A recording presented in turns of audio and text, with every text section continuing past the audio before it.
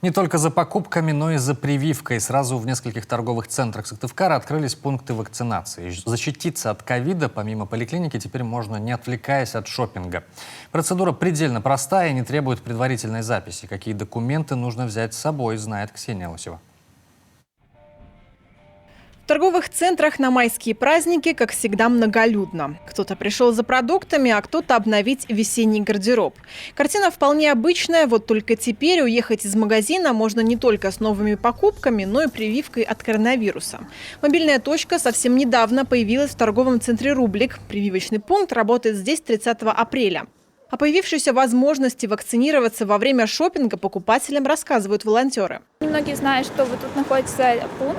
Пожилое население в основном заинтересовывается, читает, расспрашивает, спрашивает про противопоказания.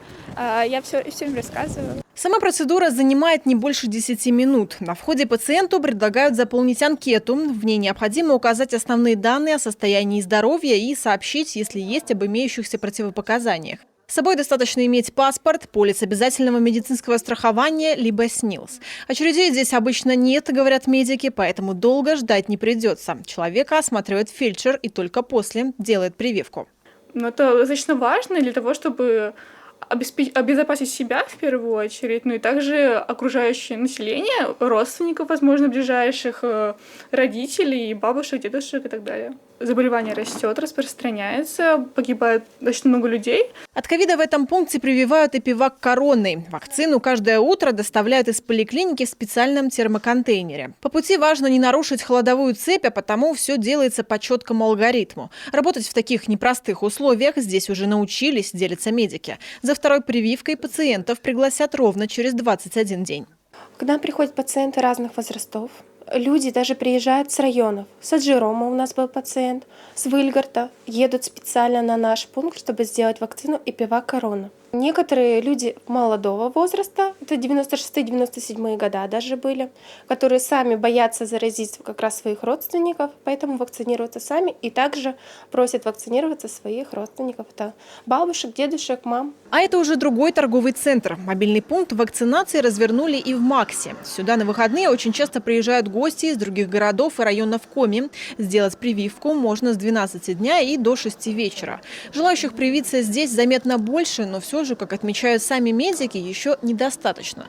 Для того, чтобы в регионе выработался коллективный иммунитет, необходимо вакцинировать 60% всего населения. Это очень важно, очень нужно вовремя сделать вакцинацию против новой коронавирусной инфекции. Нужно защитить себя как можно раньше, чтобы не было третьей волны подъема заболеваемости данной очень сложной, коварной инфекции.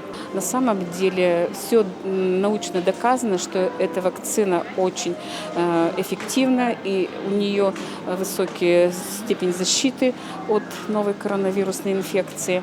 И бояться совершенно не следует. Приходите, вакцинируйтесь. Сделать прививку без очередей и предварительной записи также можно и в торговом центре «Спутник», на территории ленты на Сысольском шоссе, в Выжвинском Веждино, а также в здании госаптек Коми. В дальнейшем количество мобильных пунктов планируют увеличивать, чтобы у каждого человека была возможность защитить себя от ковида. Ксения Лосева, Дмитрий Ведерников, телеканал Юрган, Сыктывкар.